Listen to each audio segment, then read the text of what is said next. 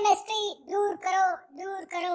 Chemistry पीछे जाओ, पीछे जाओ। केमिस्ट्री दूर करो, केमिस्ट्री पीछे जाओ। क्या हुआ मेरे दोस्त इलू, ये केमिस्ट्री में इतना गुस्सा क्यों हो रहा है यार? अरे यार, ये केमिस्ट्री ने तो दिमाग में केमिकल लोचा कर दिया है यार। कुछ समझ में नहीं आ रहा केमिस्ट्री यार। टेंशन क्यों लेता है मेरे दोस्त? टेंशन नॉट व्हेन जाडली इज हॉट। मैं अभी गरम गरम हूँ, गर्मा गरम केमिस्ट्री सिखा दूंगा तेरे को। मेरे को मालूम है चैप्टर 1 तुझे करना है, कुछ भी समझ में नहीं आ रहा केमिकल रिएक्शंस के बारे में, तो मैं समझाता हूँ ना तेरे को। टेंशन क्यों ले रहा है? अच्छा, तू सिखा देगा मुझे? पूरा का पूरा चैप्टर मुझे सीखना है। केमिकल रिएक्शंस क्या होती है, कैसे बनाते हैं, बैलेंस कैसे करते हैं। यार स्कूल में तो टीचर ने करवाया, लेकिन कुछ भी समझ में नहीं आया, पूरा ऊपर से चला गया मेरे को तो। टेंशन नॉट इलू, आज मैं और मोहम्मद सर दोनों मिल करके तुझे करवा देंगे। थोड़ा बहुत चीज मैं करवाऊंगा और थोड़ा मोहम्मद सर साथ साथ आकर के तुझे करवाएंगे। मजा आ जाएगा। ओह वाह, अच्छा ऐसा क्या? तू तो यार मेरा सच्चा दोस्त, हर बार मुझे मेरी मदद करता है, सब कुछ करवा देता है। थैंक यू मेरे दोस्त, जल्दी से मुझे करवा दे। देख इलू, केमिस्ट्री हर जगह है, हमारे आसपास सभी जगह केमिस्ट्री चल रही है। देखने का नजरिया तुझे बदलना होगा तो तुझे केमिस्ट्री दिखेगी। जैसे कि तूने जलता हुआ कोयला देखा है, जलता हुआ कोयला। हाँ, कई बार देखा है जलता हुआ कोयला, तो उसमें क्या केमिस्ट्री है? वो भी एक केमिकल रिएक्शन है मेरे दोस्त। उसमें से गर्मी निकलती है। एक केमिकल रिएक्शन होने के बाद में वहां पे गर्मी निकलती है, तो ये एक केमिकल रिएक्शन है। आगे दिखाऊंगा कि क्या केमिकल रिएक्शन है। अभी दूसरा एग्जांपल भी देख ले। कई बार तुझे मालूम है दूध में ऐसे छोटा सा नींबू का रस गिर जाता है तो दूध का दही हो जाता है। देखा है तूने?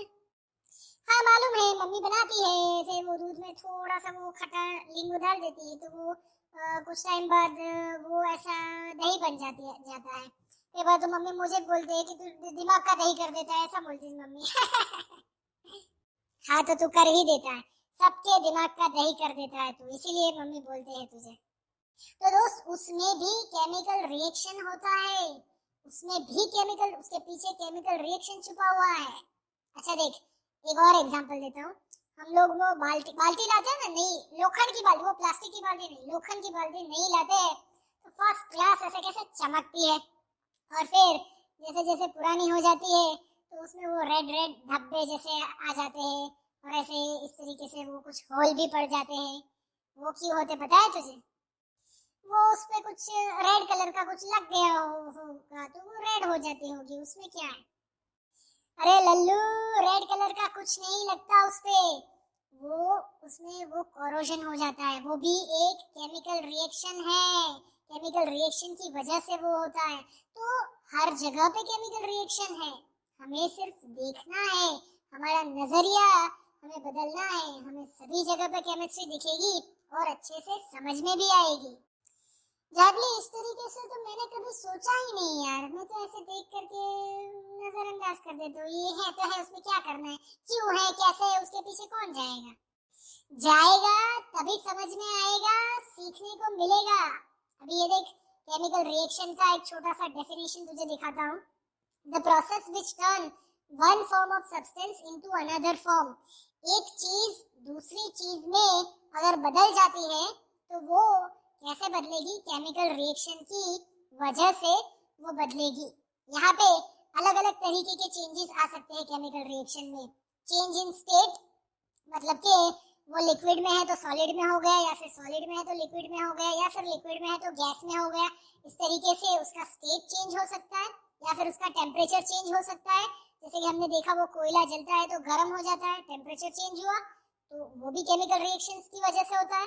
कलर चेंज हो गया, जैसे कि वो हमने लोखंड की बाल्टी में देखा था, वो कलर चेंज हो गया, वो भी केमिकल रिएक्शन में होता है। इवैल्यूएशन ऑफ गैस, गैस भी निकलता है, कोयला जलता है तो उसमें से धुआं भी निकलता है। तो ये सारी चीजें केमिकल रिएक्शन में होती है। समझ में आया? तो ये ऐसा नहीं कि सभी रिएक्शन में सभी चीज होगी, लेकिन कुछ कुछ रिएक्शन में इनमें से चार में से कोई एक चीज तो होगी ही होगी, डेफिनेटली।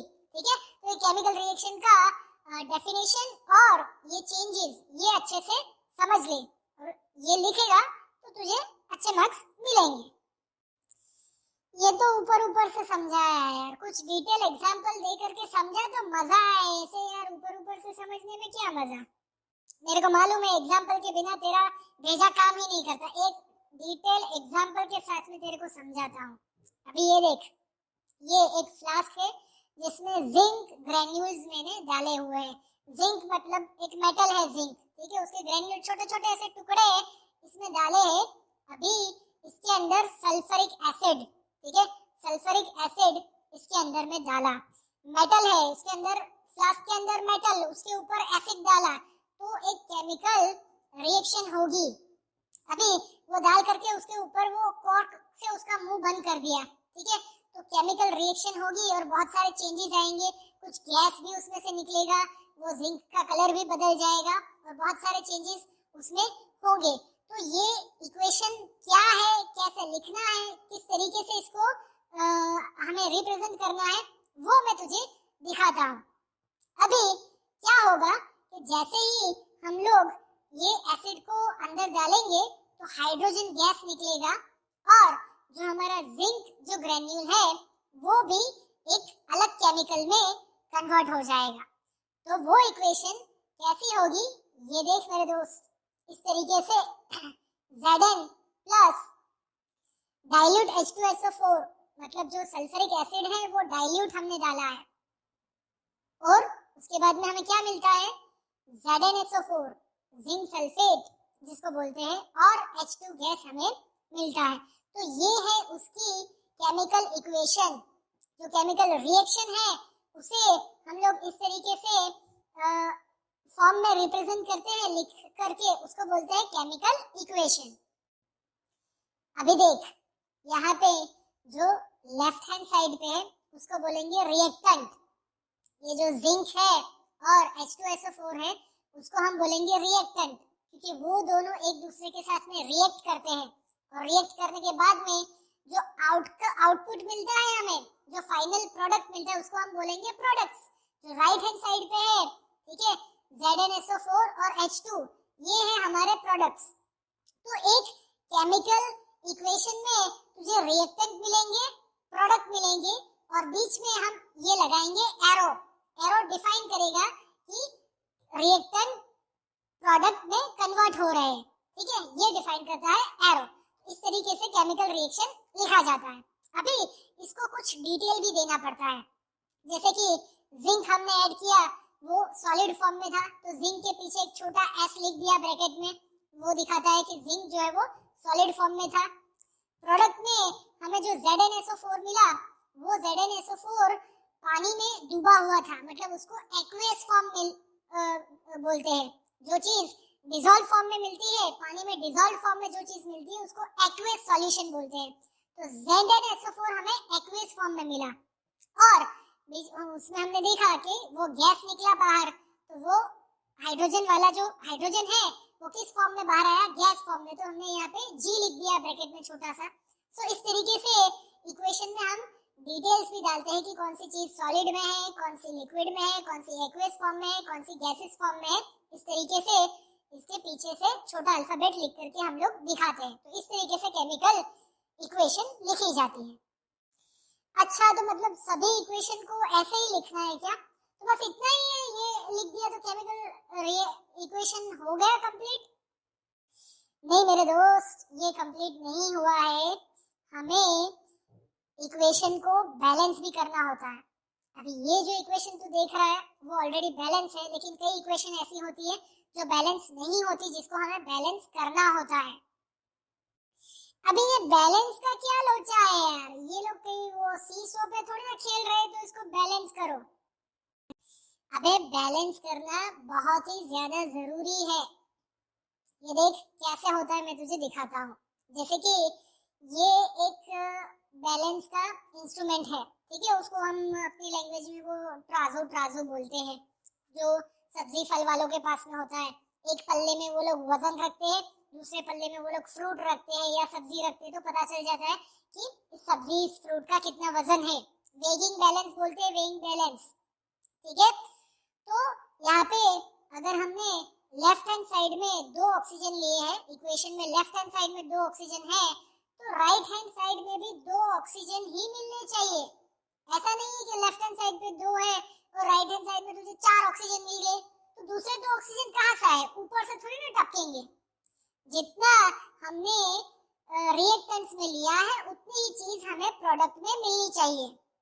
ठीक है, ये है law of conservation of mass, जो 9th स्टैंडर्ड में तूने पढ़ा था, अगर ठीक से पढ़ा हो तो। समझ में आया? हाँ, 9th स्टैंडर्ड में वो 3rd चैप्टर में था यार, वो अभी समझ में आ गया मेरे को। वो law of conservation of mass के जितना हम लोग लेंगे तो प्रोडक्ट में भी उतना ही मिलेगा। हाँ, तो उसी लॉ के अकॉर्डिंग हमें चीजें बैलेंस करनी होगी कि रिएक्टेंट में जितना है उतना ही प्रोडक्ट में भी हमें मिले। रिएक्टेंट में अगर 2 ऑक्सीजन है तो प्रोडक्ट में भी 2 ऑक्सीजन ही होने चाहिए। तो कैसे करते हैं बैलेंस? ये बैलेंसिंग सिखा मुझे इक्वेशन को कुछ एग्जांपल दे करके। अभी ये जो बैलेंसिंग का फंडा है ना, वो मोहम्मद सर तुझे अच्छे से क्लियर करवाएंगे। अच्छा, तो मोहम्मद सर कब आएंगे? अबे लल्लू पीछे देख, आ गए हैं। हेलो एलू, how are you? I am fine sir, how are you? Yes, I am good, thank you.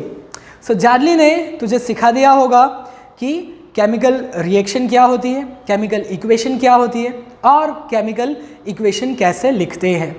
जार्ली ने तुझे ये भी बताया है कि बैलेंस करना क्यों ज़रूरी है। मैं तुझे सिखाऊंगा कि बैलेंस कैसे करते हैं। तो दोस्तों, हम लोग एक एग्जाम्पल लेकर के सीखेंगे कि केमिकल इक्वेशन को बैलेंस कैसे करते हैं। इलू मेरे दोस्त, मैं तुझे दिखाता हूँ एक एग्जाम्पल जिसमें हम लोग हाइड्रोजन और ऑक्सीजन को मिला करके वाटर बनाते हैं।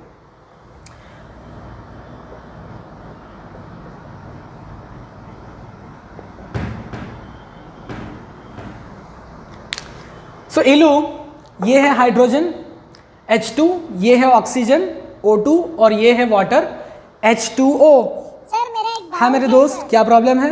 Sir H2 plus O2 H2O क्यों होता है? H2O2 क्यों नहीं होता?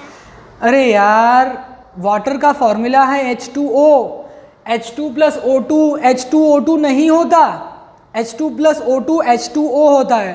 जार्ली इसको समझाओ ना यार। अबे लल्लू, तू क्या मोहम्मद सर के साथ ऐसे टाइम पास वाले क्वेश्चन पूछ रहा है? तेरे को मालूम है ना कि वाटर का फॉर्मूला H2O है और H2O2 जैसी कोई चीज ही नहीं होती। तू मोहम्मद सर बस जार्ली, वो समझ गया। ठीक है, चल इलो, अभी यहाँ पे देख, H2 plus O2 gives H2O, इसे हम लोगों को बैलेंस करना है। दोस्तों, यहाँ पे हाइड्रोजन ऑक्सीजन गिव्स वाटर। सो हम लोग क्या करेंगे, हम लोग यहाँ पे पहले एलिमेंट्स लिखेंगे। एलिमेंट्स में हमारे पास में क्या है? हाइड्रोजन, यहाँ पे हम लोग लिख देंगे H और ऑक्सीजन यहाँ पे हम लोग लिख देंगे O। LHS मतलब लेफ्ट हैंड साइड, LHS हम लोग एक टेबल बनाएंगे।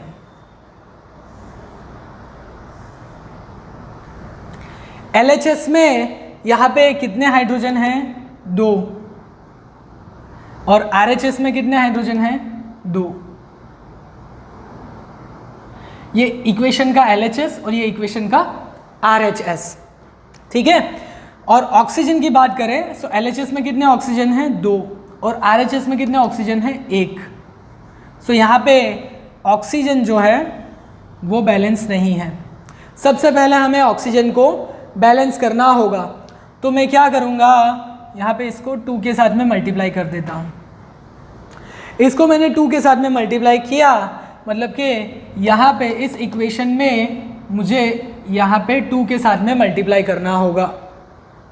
तो क्या होगा, अभी हम लोग वापस से नया टेबल बनाएंगे। यहाँ पे elements LHS RHS, hydrogen oxygen. Left hand side पे हाइड्रोजन कितने हैं? 2 हैं। और राइट हैंड साइड में हाइड्रोजन कितने हैं? H2 है और उसके आगे भी 2 है। 2 2 ज़ा 4 हाइड्रोजन। और ऑक्सीजन ऑक्सीजन यहाँ पे LHS में कितने हैं 2 और RHS में ये 1 है लेकिन यहाँ पे आगे 2 है, सो यहाँ पे 2 के साथ में मल्टीप्लाई होगा। ऑक्सीजन बैलेंस हो गया है, यहाँ पे हाइड्रोजन अनबैलेंस हो गया। RHS में 4 है, LHS में हाइड्रोजन 2 है, तो मैं क्या करूँगा यहाँ पे 2 मल्टीप्लाई कर दूँगा। अभी मेरी इक्वेशन में सभी चीज़ बैलेंस हो गई है। हाइड्रोजन कितना है 2 2 ज़ा 4, यहाँ पे हाइड्रोजन कितना है 2 2 ज़ा 4, ऑक्सीजन कितना है 2, यहाँ पे ऑक्सीजन कितना है 2। So now the equation is completely balanced. इलू समझ में आया तुझे? हाँ सर, समझ में तो आ गया, लेकिन ये तो एक ही एग्जांपल है, और कुछ एग्जांपल दे करके एक्सप्लेन करो ना तो अच्छे से समझ में आए। मेरे को मालूम है कि एक एग्जाम्पल से तुझे समझ में नहीं आता। ठीक है मेरे दोस्त, तेरे लिए मैं दूसरा एग्जाम्पल भी दिखाता हूँ। तो ये देख, दूसरा एग्जाम्पल लिख के रखा है मैंने। NaOH plus H2SO4 gives Na2SO4 plus H2O। इस इक्वेशन को हमें बैलेंस करना है। अब हम लोग टेबल वाली मेथड यूज़ नहीं करेंगे, मतलब बार बार हम लोग कोएफिशिएंट को चेंज नहीं करेंगे। हम लोग कोएफिशिएंट की कुछ अननोन वैल्यू यहाँ पे दे देते हैं। यहाँ पे हम लोग क्या करते हैं, NaOH के साथ में यहाँ पे मैं लिखता हूँ A, यहाँ पे मैं लिखता हूँ B, C एंड D। हम लोगों ने कुछ आर्टिफिशियल कोएफिशिएंट यहाँ पे असाइन कर दिए हैं। अभी मुझे A, B, C, D की वैल्यू फाइंड आउट करनी है। तो अगेन यहाँ पे हम लोग क्या करेंगे, यहाँ पे लिखेंगे एलिमेंट्स LHS RHS। यहाँ पे हम लोग टेबल एक ही बार बनाएंगे, बार बार टेबल बनाने का झंझट यहाँ पे नहीं है। पहले लिख देंगे एलिमेंट्स, कौन से हैं, Na एक ही एलिमेंट है सोडियम, ठीक है। उसके बाद में OH, O और H दोनों अलग अलग है, ऑक्सीजन और हाइड्रोजन। तो यहाँ पे ऑक्सीजन, यहाँ पे हाइड्रोजन, और दूसरा यहाँ पे हाइड्रोजन ऑलरेडी आ गया है, ऑक्सीजन आ गया है, तो बचा कौन सा हमारा बचा S, सल्फर। ठीक है, यहाँ पे हम लोग एक टेबल बनाएंगे।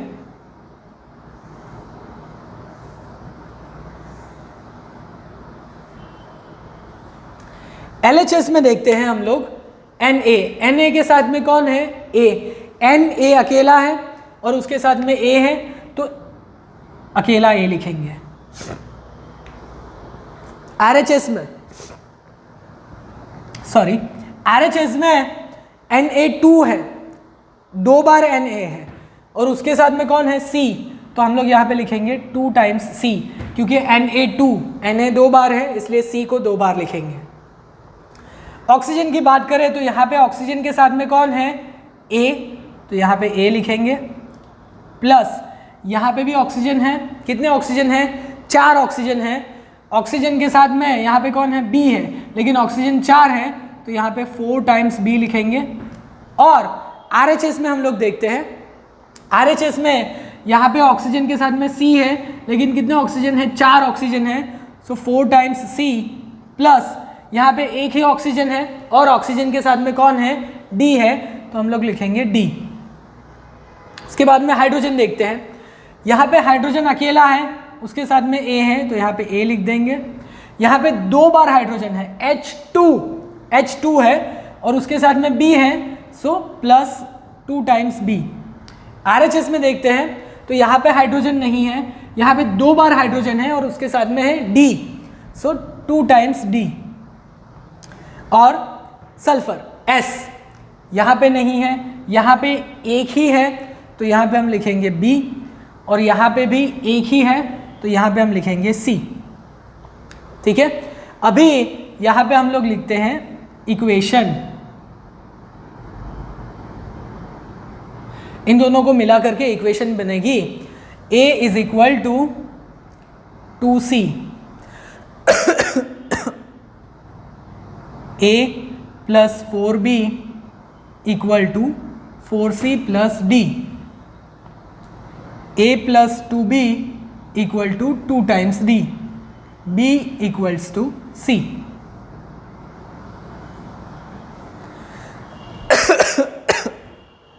ये सारी इक्वेशंस हो गई। LHS और RHS को इक्वल किया है हमने, तो हमें यहाँ पे इक्वेशंस मिल गई। अभी हमें कोई एक कोएफिशिएंट ऐसा देखना है जो मैक्सिमम इक्वेशन में आता है। तो यहाँ पे हम लोग देखते हैं A, इसमें भी है, इसमें भी है, इसमें भी, ऑलमोस्ट सभी इक्वेशन में A है। तो A की एक वैल्यू हम लोग असाइन कर देंगे, एक नंबर, होल नंबर A को असाइन कर देंगे। सो यहाँ पे A is equal to 2 times C है, तो हम लोग A की वैल्यू 2 लेते हैं। Let A is equal to 2। So ये है हमारी इक्वेशन 1। इक्वेशन 1 के according, from equation 1 A is equal to 2 times C है और A की वैल्यू 2 हमने ली है, ठीक है। तो क्या होगा, 2 is equal to 2 times C, therefore C is equal to 1। हमने A की वैल्यू 2 ली है, हमें C की वैल्यू मिल गई 1। A और C की वैल्यू हमें मिल गई। यहाँ पे हम लोग देखते हैं इक्वेशन नंबर 4, ये 2, ये 3। इक्वेशन 4 में यहाँ पे लिखा हुआ है C is equal to B और C की वैल्यू हमें मिली है 1। So C is equal to B, C is equal to 1 है, therefore B is equal to 1। 3 value हमें मिल गई। अभी हमें कौन सी वैल्यू चाहिए, हमें चाहिए वैल्यू D। तो हम लोग थर्ड इक्वेशन यूज करेंगे, A plus 2B is equal to 2D। A और B की वैल्यूज हम लोग पुट अप करेंगे। A की वैल्यू क्या है 2, प्लस 2 टाइम्स B की वैल्यू है 1 is equal to 2D। 2 plus 2 4 is equal to 2D, therefore D is equal to 2। सभी कोएफिशिएंट की वैल्यू हमें मिल गई है। A is equal to 2, C is equal to 1, B is equal to 1 and D is equal to 2। इस coefficient की value हम लोग यहाँ पे लगा देंगे तो हमारी जो इक्वेशन है वो इक्वेशन बैलेंस हो जाएगी। ये जो इक्वेशन लिखी हुई है उसके नीचे ही मैं लिख देता हूँ, A इज इक्वल टू 2 है, so 2NaOH plus B is equal to 1 है। 1 है तो लिखने की ज़रूरत नहीं है, सिर्फ H2SO4 लिखेंगे। C इज इक्वल टू 1 है,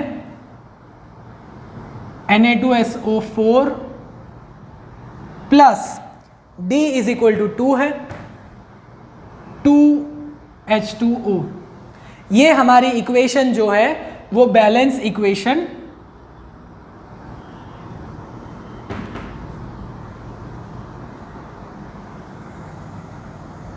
हमने बना दी है। समझ में आया? पहली जो हमने मेथड यूज़ की थी वहाँ पे हमने टेबल्स बनाए थे। पहले एक टेबल बनाया, बैलेंस नहीं हो रहा था तो एक को बैलेंस किया, फिर दूसरे को बैलेंस किया, इस तरीके से दूसरा टेबल, तीसरा टेबल बनाया और फाइनली हमारी इक्वेशन बैलेंस हुई। लेकिन यहाँ पे हमने कोएफिशिएंट्स रखे और इक्वेशंस बना करके सभी कोएफिशिएंट की वैल्यू एक ही बार में हमने फाइंड आउट कर दी, अलग अलग इक्वेशन को यूज़ करके और उसकी वैल्यूज पुट अप कर दी, तो हमारी इक्वेशन जो है वो बैलेंस हो गई है। ठीक है, समझ में आया? Hello, all clear? Yes sir, good going, समझ में आ गया sir. That's like my boy, very good. So जैडली, आगे की चीज़ें तू एक्सप्लेन कर दे यार, मैं जा रहा हूँ। Bye bye, see you all. No problem, आगे की सारी चीजें समझा दूंगा मैं। चल, तो तेरे को अभी बैलेंसिंग समझ में आ गया ना?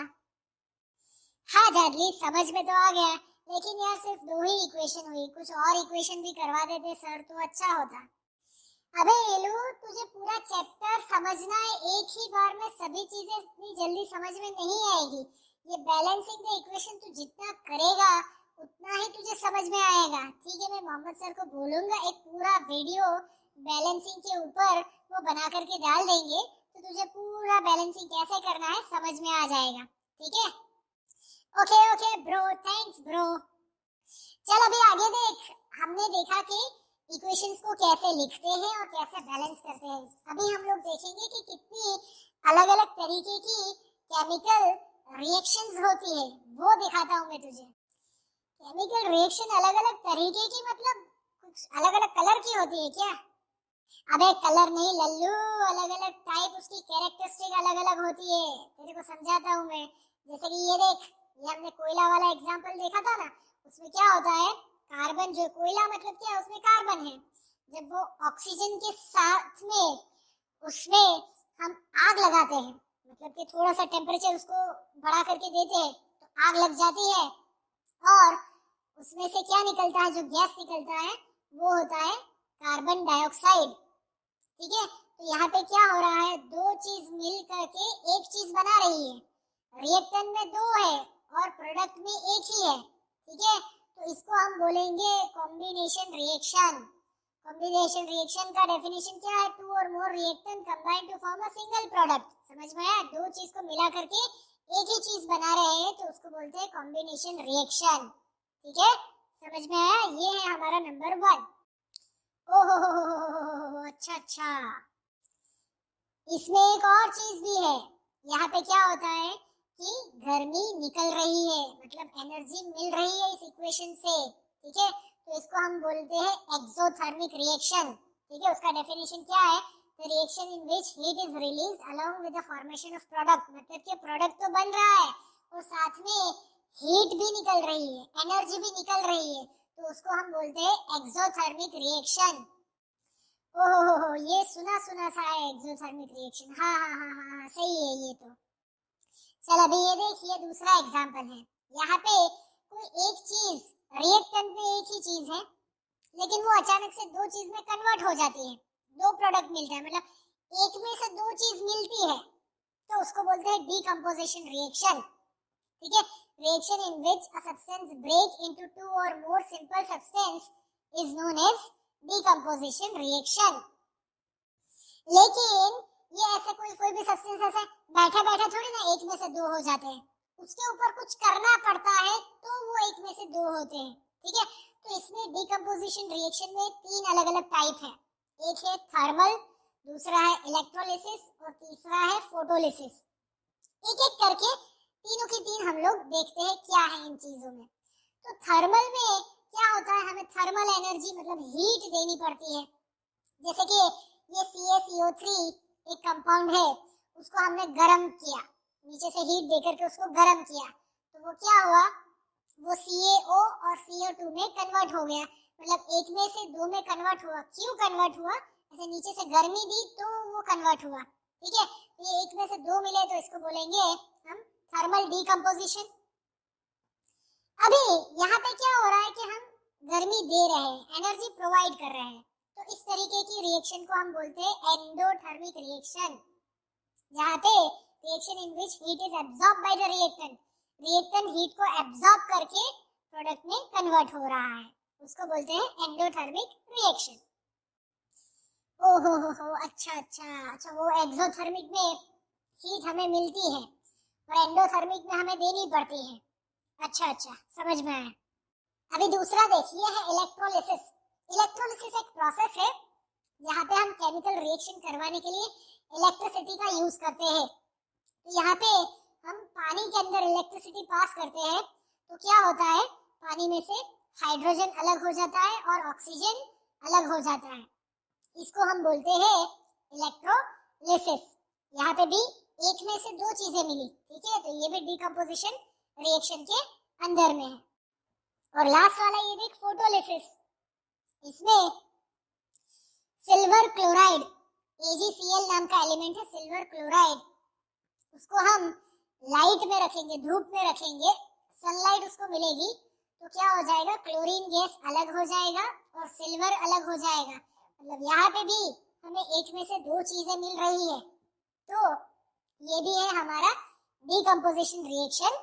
लेकिन पर्टिकुलरली ये कौन सा प्रोसेस है, फोटोलिसिस। अच्छा, डीकंपोजिशन की ये तीन अलग अलग टाइप है, थर्मल, इलेक्ट्रोलिसिस और photolysis.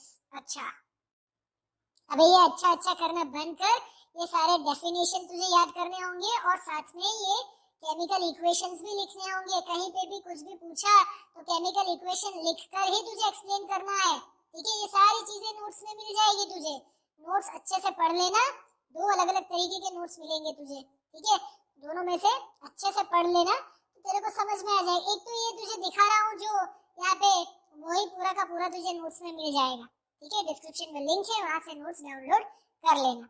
Okay okay okay, thank you so much bro. अब ये देख, ये एक मस्त कपल CuCl2 कॉपर क्लोराइड, ठीक है। ये कपल मस्ती से ऐसे बातें करते खिलखिलाते हुए आ रहा है। अबे यार मस्त कपल है ये तो। अब इतना खुश मत हो तू, इस कपल को ये दूर से Mg मैग्नीशियम देख रहा है और गुस्सा हो रहा है, बहुत ज्यादा गुस्सा आ गया है इस Mg को। तो ये क्या करता है, ये उधर जाता है और लड़की को अपने साथ में ले जाता है और उस लड़के को दूर भगा देता है। चल चल दूर हट ऐसे करके दूर भगा देता है। अबे क्यों यार, ऐसा क्यों किया मैग्नीशियम ने? वो बेचारा कितना क्यूट सा लड़का था यार, वो बेचारा अलग हो गया और मैग्नीशियम और ये Cl2 ये दोनों एक दूसरे के साथ में मिल गए, ऐसा क्यों हुआ? अबे लल्लू, ये सच में नहीं हो रहा है, सिर्फ एक एग्जांपल दे करके तुझे दिखाता हूँ। ये क्या है, मैग्नीशियम वाला जो लड़का है वो पावरफुल है Cu से, तो उसने आकर के ऐसे Cu को ऐसे धक्का मार के अलग कर दिया और खुद उसने Cl2 के साथ में अपना पैर बना लिया। तो इस तरीके की केमिकल इक्वेशन को हम लोग बोलते हैं सिंगल डिस्प्लेसमेंट, जहाँ पे एक मेटल जो ज्यादा पावरफुल है वो दूसरे मेटल को ऐसे धक्का दे करके अलग कर देता है और खुद अपनी पैर वहां पे बना लेता है। उस इक्वेशन को बोलते हैं सिंगल डिस्प्लेसमेंट रिएक्शन। समझ में आया? ओह अच्छा, मैं तो खामखा परेशान हो रहा था कि यार ये क्या हो गया। तो ये देख, इसका लिखने वाला डेफिनेशन भी देख ले। Single displacement reaction in which one element displaces another element in a compound to give an entirely new compound। ठीक है, एक एलिमेंट दूसरे एलिमेंट को डिस्प्लेस करता है और खुद एक नया कंपाउंड बना लेता है, इसको बोलते हैं हम सिंगल डिस्प्लेसमेंट रिएक्शन, जिसका एग्जांपल भी ऊपर लिखा हुआ है। ठीक है, ओके ब्रो। अभी ये देख, दूसरे टाइप का इक्वेशन है। यहाँ पे क्या होता है, दो अलग अलग कंपाउंड है और एक दूसरे के आयंस एक्सचेंज कर लेते हैं। जैसे कि ये जो Ca है वो Mg की जगह पे चला गया और Mg Ca की जगह पे आ गया, तो यहाँ पे MgO की जगह यहाँ पे CaO बन गया और CaS की जगह MgS बन गया। ठीक है, एक दूसरे को रिप्लेस कर दिया। ठीक है, तो इस तरीके की इक्वेशन को बोलते हैं डबल डिस्प्लेसमेंट रिएक्शन। इसका डेफिनेशन है reaction in which there is an exchange of ions. ठीक है, दो कंपाउंड के बीच में जो आयंस है वो एक दूसरे के साथ में एक्सचेंज हो जाते हैं और दो नए अलग अलग कंपाउंड बन जाते हैं, उसको हम बोलते हैं डबल डिस्प्लेसमेंट रिएक्शन। ओ अच्छा, वो सिंगल डिस्प्लेसमेंट में वो अकेला था, Mg अकेला था और वो Cu का पैर था, तो उसने Cu को अलग करके खुद का पैर बना दिया। और यहाँ पे दोनों पैर में है, दो अलग अलग पैर है, लेकिन वो आयंस एक्सचेंज करके दूसरे दो नए पैर बन रहे हैं। ठीक है, अच्छा है। देख, ये एक और देख ले, यहाँ पे क्या है कि ऑक्सीडेशन रिएक्शन, मतलब कि किसी भी रिएक्शन में ऑक्सीजन ऐड हो रहा है, किसी के साथ में भी ऑक्सीजन ऐड हो रहा है, तो उसको हम ऑक्सीडेशन रिएक्शन बोलते हैं। दो चीजें हो सकती है, या तो ऑक्सीजन ऐड हो रहा है या फिर हाइड्रोजन बाहर निकल रहा है, दोनों केस को ऑक्सीडेशन बोलेंगे। ऑक्सीडेशन रिएक्शन का डेफिनेशन है reaction that involves addition of oxygen or removal of hydrogen from a substance। मतलब किसी भी सब्सटेंस में या तो ऑक्सीजन ऐड हो रहा है या फिर हाइड्रोजन बाहर निकल रहा है, तो दोनों केस को हम बोलेंगे ऑक्सीडेशन रिएक्शन। यहाँ पे एग्जांपल दिया हुआ है 2Cu plus O2 gives 2CuO, मतलब कॉपर के साथ में ऑक्सीजन ऐड हुआ, ठीक है, तो कॉपर ऑक्साइड बना CuO, इसको हम बोलेंगे ऑक्सीडेशन रिएक्शन। अभी नेक्स्ट, ऑक्सीडेशन का अपोजिट रिडक्शन। किसी भी चीज में अगर हाइड्रोजन ऐड हो रहा है या फिर ऑक्सीजन उसमें से निकल रहा है तो उसको बोलेंगे रिडक्शन। ठीक है, ऑक्सीडेशन में क्या होता था, ऑक्सीजन ऐड होता था या फिर हाइड्रोजन निकलता था। रिडक्शन में उसका उल्टा है, हाइड्रोजन ऐड हो रहा है या फिर ऑक्सीजन निकल रहा है, तो उसको हम बोलेंगे रिडक्शन रिएक्शन। जैसे कि यहाँ पे एग्जांपल में दिया है H2+S, सल्फर के साथ में हाइड्रोजन ऐड हो रहा है तो हमें मिल रहा है H2S, तो यहाँ पे रिडक्शन हो रहा है। ठीक है, ओके ब्रो, ऑक्सीडेशन और रिडक्शन दोनों समझ में आ गए। अभी ये अगला वाला देख, यहाँ पे दो चीज का कॉम्बिनेशन है, ZnO plus C gives Zn plus CO। मतलब कि ये देख Zn के साथ में जो O है ना पहले, वो Zn को छोड़ के C के पास में चला गया, तो दो चीजें हो रही है। Zn में से O निकल गया, Zn में से O निकला, उसका मतलब क्या हुआ, उसका रिडक्शन हुआ। और कार्बन को O मिला, कार्बन के पास में O आ गया, तो उसका मतलब क्या हुआ, कार्बन का ऑक्सीडेशन हो गया। तो यहाँ पे रिडक्शन और ऑक्सीडेशन दोनों एक साथ में हो रहे हैं, तो इस तरीके की रिएक्शन को हम बोलते हैं रेडॉक्स रिएक्शन। ठीक है, reaction that is combination of oxidation and reduction, दोनों चीजें हो रही है, तो उसको हम बोलते हैं रेडॉक्स रिएक्शन। ठीक है, समझ में आया? ओके ब्रो, समझ में आ गया। सिर्फ समझ में आना काफी नहीं है, सारे के सारे अलग अलग तरीके की जो इक्वेशन है, जो रिएक्शंस है, वो सभी तरीके की रिएक्शंस तुझे याद करनी है इक्वेशंस के साथ में। अगर एग्जाम में आए एक्सप्लेन रेडॉक्स रिएक्शन, तो उसमें तुझे इक्वेशन भी लिखनी है, इक्वेशन लिखनी जरूरी है। ठीक है, ओके ब्रो, पूरी इक्वेशंस याद कर लूंगा मैं। ठीक है, अभी कुछ एक दो रैंडम टॉपिक्स बचे हुए हैं, वो तुझे मैं एक्सप्लेन कर देता हूँ।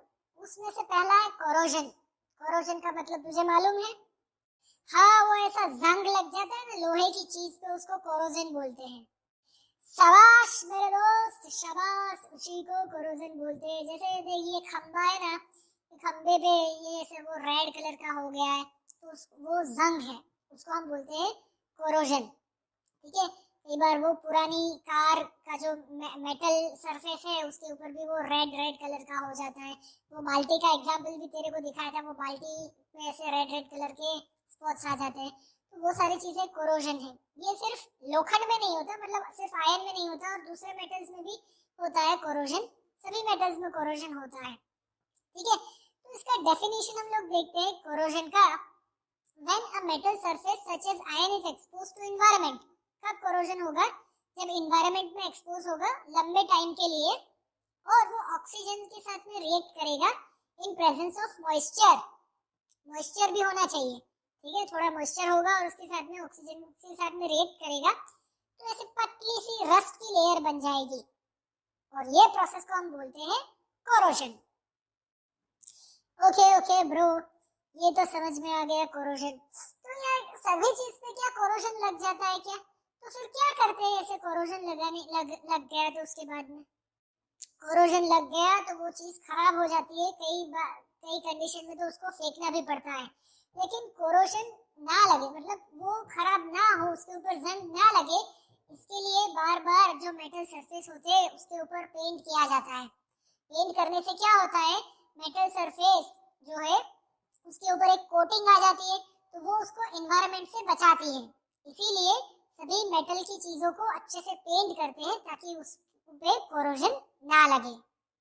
ओहो, अच्छा अच्छा अच्छा, इसीलिए वो गैस की लाइन वाले वो गैस के पाइप को बार बार पेंट करने के लिए आते हैं घर पे। हाँ, इसीलिए ताकि वो लाइन में कहीं पे भी कोरोजन ना आए। अगर कोरोजन हो गया तो वहाँ पे छोटा सा होल भी हो गया तो गैस लीक करेगा, इसलिए वो गैस की लाइन जो है, वो गैस का पाइप, उसको वो लोग पेंट करते हैं रेगुलर बेसिस पे।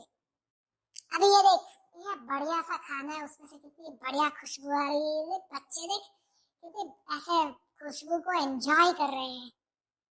वाह, मुझे भी खुशबू आ रही है, मुझे भी खाना है। हाँ हाँ, मुझे जल्दी खिला दे यार। अभी ये खाना अगर बहुत देर तक बाहर पड़ा रहेगा, ठीक है, बहुत देर तक इसको बाहर रखेंगे, तो क्या होगा, वो खराब हो जाएगा, और उसमें से फिर खुशबू की जगह उसमें से बदबू आएगी, स्मेल आएगी, और तू खाना, वो खाने की क्या बात कर रहा है, उसके पास जाना भी तुझे पसंद नहीं आएगा, उतनी ज्यादा स्मेल आएगी उसमें से। हाँ यार, एक बार मम्मी ने खाना बनाया था, मम्मी ने बोला था फ्रिज में रख देना, लेकिन मैं रखना भूल गया, और पूरा दिन ऐसा कैसा बाहर पड़ा रहा। फिर वो शाम को आकर के देखा तो उसमें से तो वो ऐसे बदबू आ रही थी यार। वो मम्मी ने बहुत डांटा मेरे को, ऐसा क्यों होता है, वो खाने में से फिर वो बदबू क्यों आती है? दोस्त, इसको बोलते हैं रेंसिडिटी। यहाँ पे क्या होता है, जब भी कोई ऑयली खाना या फिर फैट वाला खाना, ठीक है, बाहर रखते हैं ज्यादा टाइम के लिए, तो वो ऑक्सीजन के साथ में रिएक्ट करता है और वो रेंसिड हो जाता है, मतलब कि खराब हो जाता है। उसमें से फिर स्मेल आती है, उसका टेस्ट भी चेंज हो जाता है और फिर वो खाने के लायक नहीं होता। इस प्रोसेस को बोलते हैं रेंसिडिटी। अरे यार, इतना अच्छा खाना खराब हो जाता है, उसको बचाने के लिए कुछ उसका कुछ अल्टरनेटिव नहीं है? जैसे वो कोरोजन से बचाने के लिए उसके ऊपर पेंट कर दिया, तो ये रेंसिडिटी से बचाने के लिए इसके ऊपर कुछ ऐसे लेयर लगा दे, ऐसा कुछ हो तो। अबे लल्लू, तो खाने को पेंट करेगा क्या तू? नहीं, पेंट नहीं, लेकिन फिर भी कुछ भी ऐसा हो तो। एक ऑप्शन है और, जो तू चिप्स लेकर के आता है ना, मजे से लेस के चिप्स खाता है ना, वो लोग ये चीज को इस्तेमाल करके अपने चिप्स को बचाते हैं। वो लोग क्या करते हैं, अपने चिप्स की जो थैली है ना, उसके अंदर नाइट्रोजन गैस भर देते हैं, ताकि जो चिप्स है वो ऑक्सीजन के कांटेक्ट में ना आए, और ऑक्सीजन के कांटेक्ट में आएंगे नहीं तो वो खराब नहीं होंगे और लंबे टाइम तक चलेंगे। मतलब जब ये चिप्स बनाए हैं, ठीक है, उसके बाद में पैकेट में भर दिया, नाइट्रोजन भर दिया, तो 3 महीने, 4 महीने, 6 महीने तक उसके अंदर कुछ भी नहीं होता। फिर जब तू खोल के खाएगा तो तुझे बिल्कुल फ्रेश मिलेंगे, बिल्कुल फ्रेश चिप्स मिलेंगे। हाँ यार, ये वो पैकेट में तो इतनी ज्यादा मतलब गैस भर देते हैं ना, कई बार तो ऐसा लगता है कि यार चिप्स के पैसे दिए कि गैस के पैसे दिए मैंने। हाँ, तो ये चीज करनी पड़ती है, खाने की चीज को बचाने के लिए उसको इस तरीके की पैकिंग करनी पड़ती है। ठीक है, समझ में आया? तो इस तरीके से रेंसिडिटी से खाने को बचाया जा सकता है। तो दोस्तों, यहाँ पे हमारा ये चैप्टर खत्म होता है। हमने सारे इंपॉर्टेंट टॉपिक्स यहाँ पे कवर कर लिए हैं। इक्वेशंस भी हमने यहाँ पे लगाई है, बैलेंसिंग द इक्वेशन भी मोहम्मद सर ने सिखाया है। अगर आपको और डिटेल में बैलेंसिंग द इक्वेशन सीखना है तो नीचे कमेंट में लिख करके बताइएगा, हम मोहम्मद सर को बोलेंगे वो इसके ऊपर पूरा डेडिकेटेड वीडियो बना करके आपको सिखाएंगे। दोस्तों, वीडियो अच्छा लगा हो इसे लाइक जरूर कीजिएगा, शेयर कीजिए अपने दोस्तों के साथ में, और इसी तरीके से मजेदार वे में अगर आपको पढ़ना है तो हमारे चैनल को सब्सक्राइब जरूर कीजिएगा। Thank you for watching, bye bye.